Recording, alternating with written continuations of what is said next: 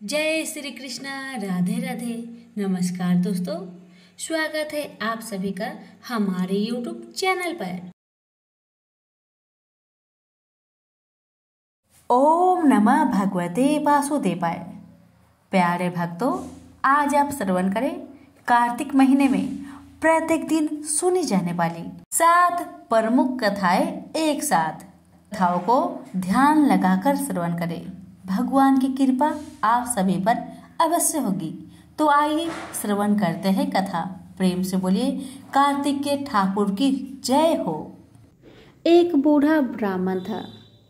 वह प्रतिदिन नित्य नियम के साथ पीपल को जल से सींचा करता था। उस बूढ़ा व्यक्ति के नित्य नियम से रोज पीपल देव को जल से सींचना देखकर माँ लक्ष्मी अति प्रसन्न हो गई। अब माँ लड़की एक कन्या का भेष में पीपल के वृक्ष से निकलती और बूढ़े ब्राह्मण से कहती, पिताजी मैं आपके साथ चलूंगी। हर रोज बूढ़ा ब्राह्मण के साथ ऐसा ही होने लगा। जब भी बूढ़ा ब्राह्मण पीपल को जल से सींचने आता, तभी पीपल के वृक्ष में से एक कन्या निकलकर बाहर आती और कहती, पिताजी मैं आपके साथ चलूंगी। अब एक ही बात रोज सुन सुनकर बूढ़ा ब्राह्मण सूखने लगा, दिन ब दिन कमजोर होने लगा। तो उसकी पत्नी ने पूछा, क्या बात है, आपका तबीयत दिन ब दिन खराब क्यों हो रहा है? कोई बात है तो मुझे बताइए। पत्नी की बात सुन तब बूढ़ा ब्राह्मण बोला कि मैं हर रोज जब भी पीपल को सींचने जाता हूँ ना, तभी पीपल के वृक्ष में से एक कन्या निकलकर बाहर आती है और मुझसे कहती है, पिताजी मैं आपके साथ चलूंगी। पति की बात सुन पत्नी कहने लगी, तो कल उसे अपने घर ले आइएगा, जहां आपकी 6 लड़कियां हैं वहां और एक ही सही। पत्नी की बात मानकर अगले दिन सुबह बूढ़ा ब्राह्मण फिर पीपल को जल से सींचने गया और फिर से वह लड़की बाहर आई और कहने लगी, पिताजी मैं आपके साथ चलूंगी। तब बूढ़ा ब्राह्मण ने कहा, ठीक है चलो फिर। और ब्राह्मण उस बिटिया को अपने घर ले आया। बिटिया को घर लाने के बाद बूढ़ा ब्राह्मण आटा मांगने गया तो उसे पहले के दिनों की अपेक्षा आज ज्यादा आटा मिली थी। जब बुढ़िया वह आटा छानने लगी तो 7वीं बिटिया जो पीपल वृक्ष से आई थी, वह बिटिया कहने लगी, माँ लाओ आटा को मैं छान देती हूँ। जब वह आटा छानने बैठी तो परात भर गई। उसके बाद माँ खाना बनाने जाने लगी तो बिटिया बोली, माँ आज रसोई तो मैं ही बनाऊंगी। बिटिया की बात सुन माँ कहने लगी, ना बेटी ना, तुम्हारी हाथ जल जाएगी। लेकिन लड़की नहीं मानी। वह रसोई में खाना बनाने गई तो उसने तरह तरह के 36 व्यंजन बना डाले और आज सभी भरपेट खाना खाए। इससे पहले बूढ़े ब्राह्मण के परिवार को कभी भी पेट भर के भोजन नहीं मिलता था। कभी आधा ही पेट खाते तो कभी बिन खाए ही सो जाते थे। लेकिन आज उन सभी ने भर भर पेट भोजन खाए। मामा कहने लगा, आज तो भरपेट खाना खाया और ऐसा भोजन तो इससे पहले मैंने कभी भी नहीं खाया है। तब बुढ़िया कहने लगी कि भाई ये भोजन तो तेरी पावनी बहन ने बनाया है। जैसे ही शाम हुई तो पावनी बेटी कहने लगी, माँ चौका लगा के चौका का दिया जला देना, कोठे में सो जाऊंगी मैं। बुढ़िया बोली, ना बेटी ना, तू डर जाएगी। लेकिन वह बिटिया न मानी। वह कहने लगी, माँ मैं नहीं डरूंगी। वह बिटिया अंदर कोठे में ही जाकर सो गई। आधी रात को लड़की उठी और चारों ओर आंख मारी तो चारों ओर धन ही धन हो गया। और बाहर जाने लगी तो एक बूढ़ा ब्राह्मण सो रहा था। उसने देखा तो कहा, बेटी तू कहाँ चली जा रही है? तब बिटिया बोली, मैं दरिद्रता दूर करने आई थी, अगर तुम्हें दूर करवानी है तो करवा लो। तब बूढ़ा ब्राह्मण ने कहा, हाँ बिटिया जैसी तुम्हारी इच्छा। तो बिटिया रानी ने बूढ़े के घर में भी आंख से देखा तो चारों तरफ धन ही धन हो गया। जब बूढ़ा ब्राह्मण का परिवार सुबह सोकर उठे तो लड़की को घर में ना देखकर उसे ढूंढने लगे कि मेरी पावनी बेटी कहाँ चली गई। तो बाहर वाला बूढ़ा ब्राह्मण बोला कि वह तो लक्ष्मी माता थी, जो तुम पर प्रसन्न होकर तुम्हारे घर की सारी दरिद्रता को दूर कर गई। हे लक्ष्मी माता, जैसे आपने उनकी दरिद्रता दूर की, वैसे ही हम सबकी करना। कहानी कहने वालों के भी, सुनने वालों के भी, हुक्कारे भरने वालों के भी, सभी के परिवार पर अपनी कृपा सदा बनाए रखना। तो सभी प्रेम से बोलिए लक्ष्मी माता की जय हो। बहुत समय पहले की बात है। किसी गांव में एक सास बहू रहा करती थी। तो माँ का हर रोज का नियम था कार्तिक मास में स्नान करना। कार्तिक स्नान करने के लिए सासू माँ को बहुत दूर जाना पड़ता, 12 कोस दूर जाना पड़ता था और 12 कोस दूर से फिर वापस घर आना पड़ता था। एक दिन ऐसे ही चलता गया और बहू जो थी वह कठरियों में पानी डालकर कहती, मन चंगा तो कठौती में गंगा। बहू दिल की सच्ची थी। उसकी बातें सुन वही गंगा जी स्वयं चली आती थी और बहू नहा लेती। एक दिन की बात है कि सासू माँ जब कार्तिक स्नान कर रही थी तभी उनकी नाक से नत बहकर गंगा जी में गिर गई। बहू घर में नहाई तो उसके कटरे में नथ आ गई। उसने नथ को निकाल कर रख लिया। जब सासू माँ कार्तिक स्नान करके आई, उदास होकर बैठ गई। तो बहू बोली, माँ जी आप उदास क्यों बैठी हो? तब सास बोली, मेरी नथ तो गंगा में बह गई। बहू कहने लगी, सासू माँ चिंता ना करे, आपकी नथ मेरे हाथों में आ गई है। तब सासू माँ बोली, कैसे बहू? तो बहू बोली, माँ जी आप तो 12 कोस दूर जाती थी और उतना दूर से फिर वापस आती थी। मैं क्या करती थी, कटरे में पानी डालकर कह देती, मन चंगा तो कठौती में गंगा। तभी गंगा जी यहाँ आ जाती थी और उसी गंगा जी की धारा में आपकी नथ भी बहकर आ गई तो मैंने ले ली। कार्तिक के ठाकुर, जैसे आपने बहू को दिया वैसे सबको देना। कहानी सुनते, कहानी कहते, हुक्कार भरते, सबके परिवार की रक्षा करना। प्रेम से बोलिए कार्तिक के ठाकुर की जय। तो सुनिए इल्ली घुनिया की कथा। एक इल्ली थी और एक घुनिया था। इल्ली बोली, आ घुनिया हम दोनों मिलकर कार्तिक नहाते हैं। घुनिया बोला, तू तो गिरी दुआरे में पड़ी रहती है, तो तेरे में ताकत है, ही ठंड में नहा ले। मैं तो मूठ बाजरे में पड़ा रहता हूँ, मैं तो नहीं नहाऊंगा। मैं तो हरा भरा सिट्ठा खाऊंगा, ठंडा ठंडा पानी पीऊंगा। अब तो इल्ली रोजाना राजा जी की बाई की पल्ले में लगकर नहा आती और घुनिया नहीं जाती थी। कार्तिक उतरते ही पूर्णिमा को दोनों मर गए। इल्ली कार्तिक नहाई थी, इसलिए उसने राजा के घर में जन्म लिया, राजकुमारी बनी और घुनिया राजा के घर मेंढक बना। फिर राजकुमारी का ब्याह रचाया और जब विदा का समय आया तब राजकुमारी का बैल रुक गया। तो राजा रानी से पूछा कि बैल क्यों रुका है, तेरे को और क्या चाहिए, मांग ले। तब राजकुमारी बोली कि मेरे को मेढक सोने की साकल में बांधकर मेरे रथ के पीछे बांध दो। सबने कहा, राजकुमारी मेढक क्यों मांगा, तेरे को कुछ धन और चाहिए तो बोलो। लेकिन उसने कहा, नहीं, मेरे को सिर्फ मेढक चाहिए। उसने रथ के पीछे मेढक बांध दिया। जैसे ही राजकुमारी महलों में पहुंची तो मेढक को सीढ़ी के नीचे बांध दिया।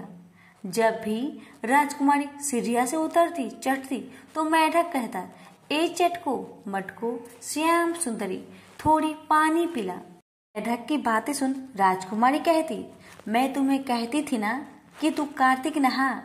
एक दिन राजकुमारी की देवरानी जेठानी ने सुन लिया कि राजकुमारी मेढक से बातें करती है। उन्हें सोचा कि राजा कोई रानी लाया है या फिर जादूगरनी लाया है। उन्होंने राजकुमार से कहा कि तू रानी लाया या जादूगरनी जो आदमियों से बात नहीं करती और जानवरों से बात करती है। राजा ने कहा कि जब तक आंखों से मैं नहीं देखूं तब तक मैं नहीं मानूंगा कि राजकुमारी जानवर से बातें करती है। एक दिन की बात है कि राजा छुप कर बैठ गए। राजकुमारी महल से उतर रही थी तो फिर मेंढक ने वही कहा और रानी ने भी जवाब दिया।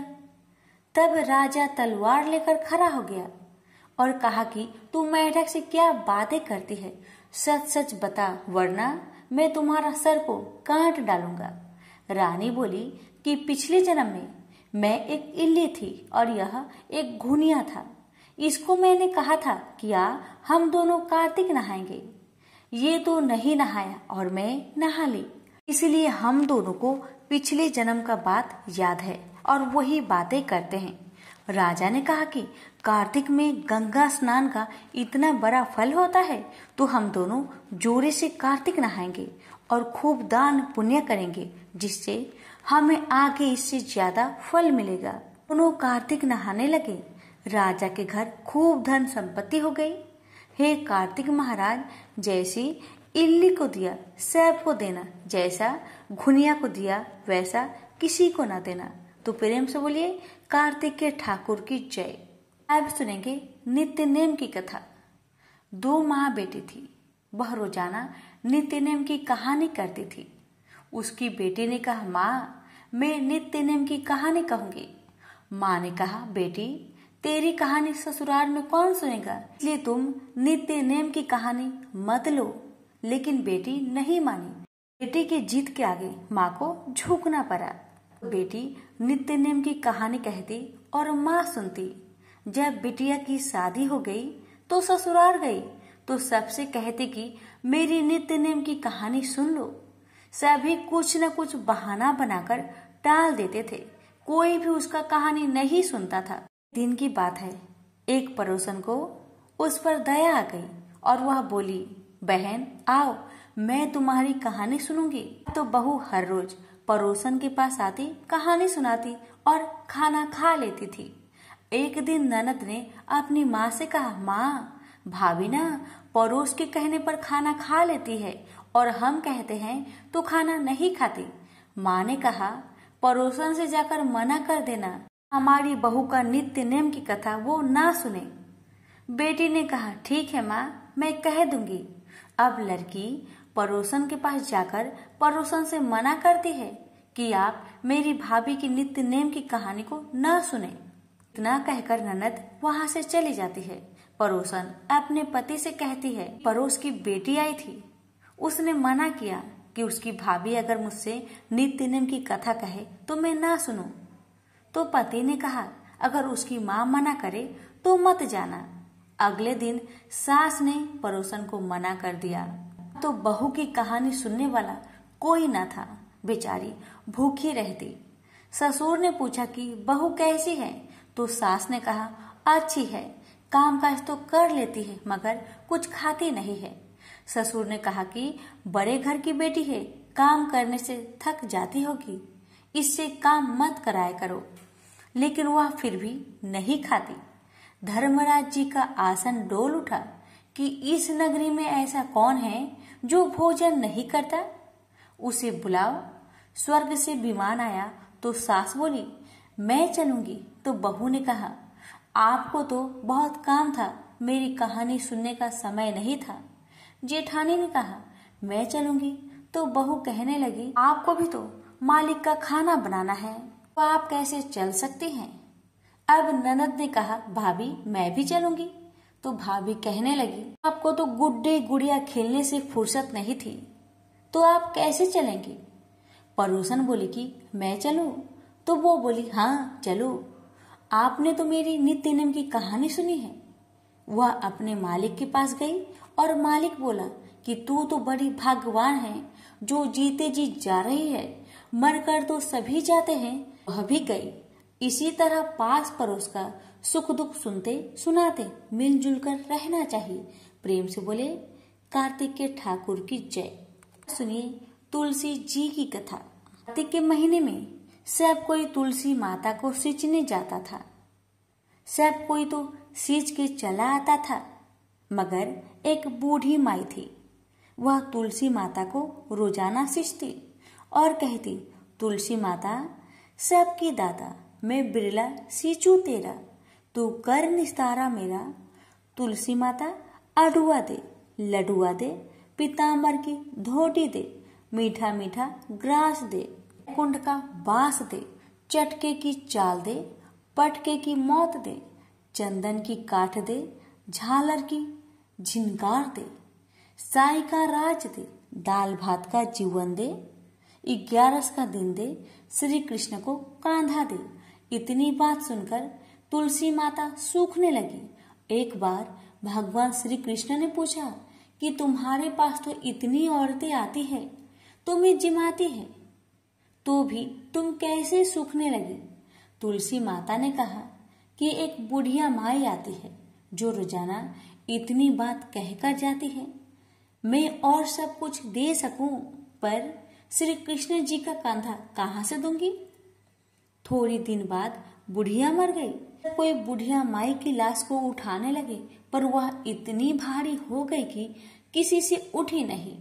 सब कोई कहने लगे कि पाप घाट की माला फेरती होगी, जिससे इतनी भारी हो गई है। भगवान बूढ़े ब्राह्मण का रूप धारण करके आए। सबसे पूछने लगे, इतनी भीड़ क्यों हो रही है? सब बोले, एक बुढ़िया मर गई है, पापनी थी इसलिए किसी से नहीं उठती। जब भगवान बोले, इसके कान में मुझे एक बात कहने दो तो यह उठ जाएगी। सबने कहा, तू भी अपनी मन की निकाल ले।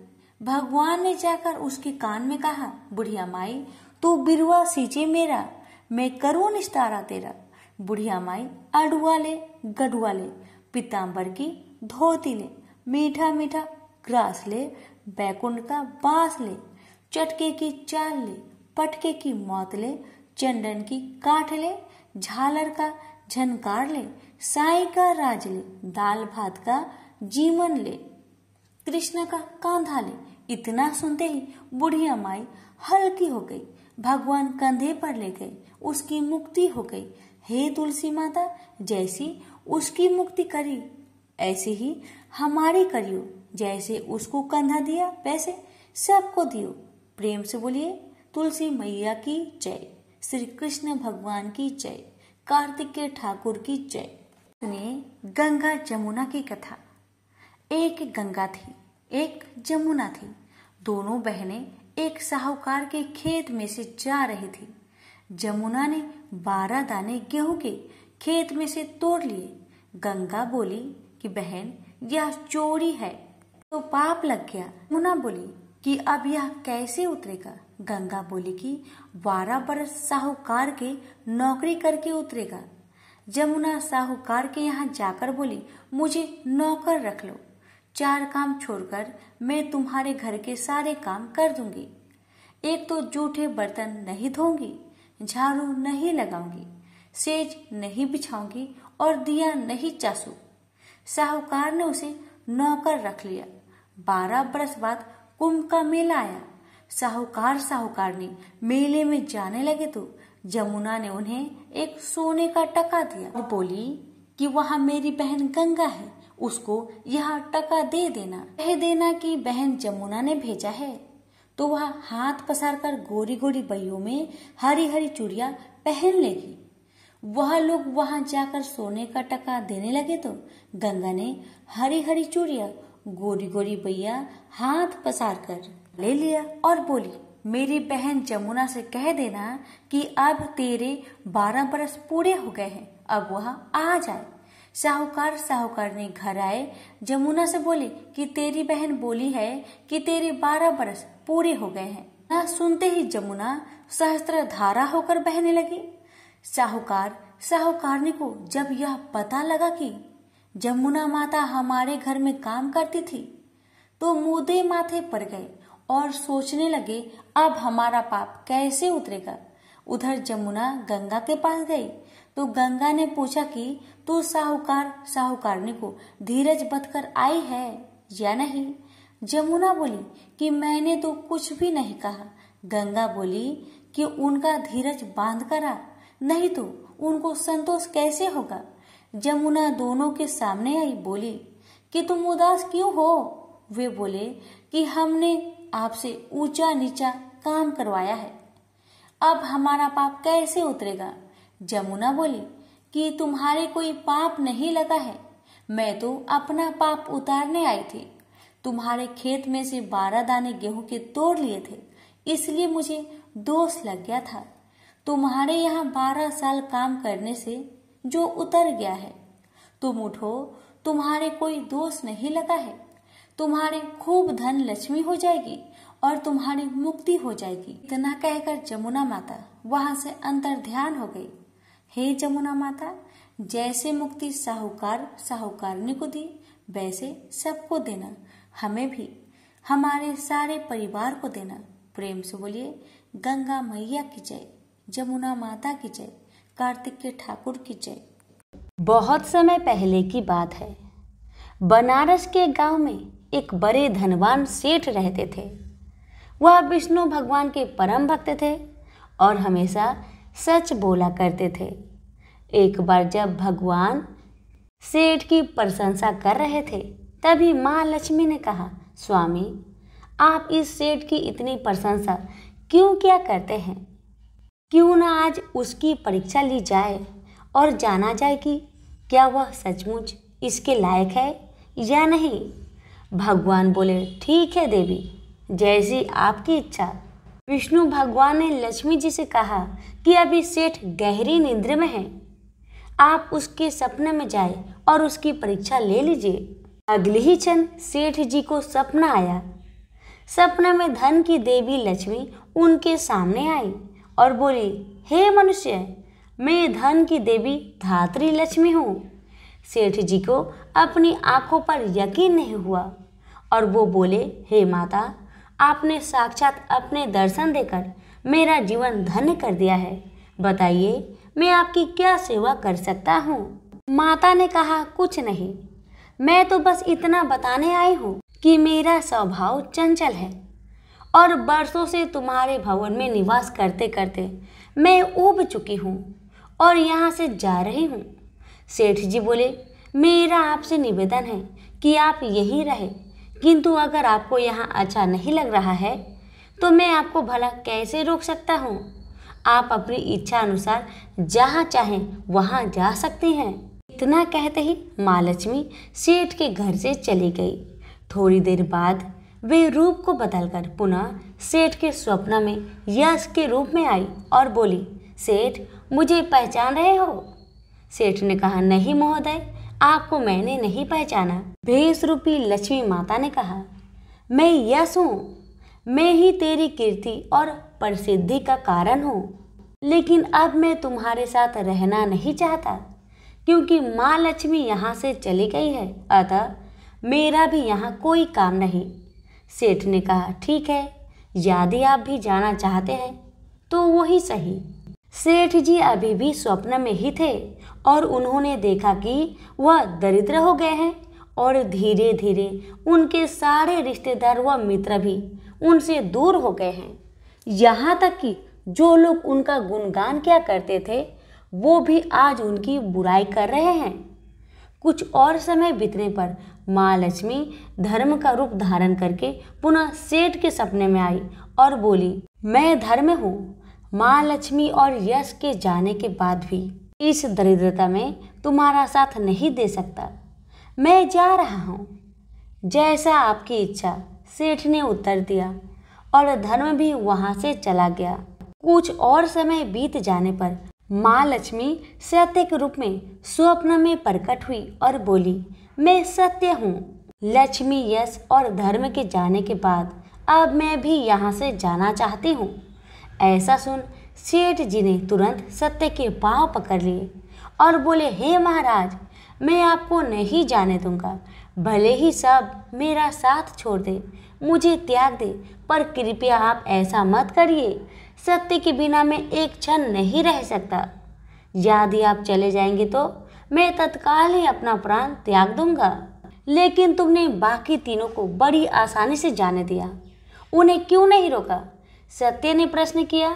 सेठ जी बोले, मेरे लिए वे तीनों भी बहुत महत्व रखते हैं, लेकिन उन तीनों के बिना भी मैं भगवान का नाम का जाप करते करते उद्देश्य पूर्ण जीवन जी सकता हूँ। परंतु यदि आप चले गए तो मेरा जीवन में झूठ प्रवेश कर जाएगा और वाणी अशुद्ध हो जाएगी। भला ऐसी वाणी से मैं अपने भगवान की वंदना कैसे कर सकूंगा? मैं तो किसी भी कीमत पर आपके बिना नहीं रह सकता।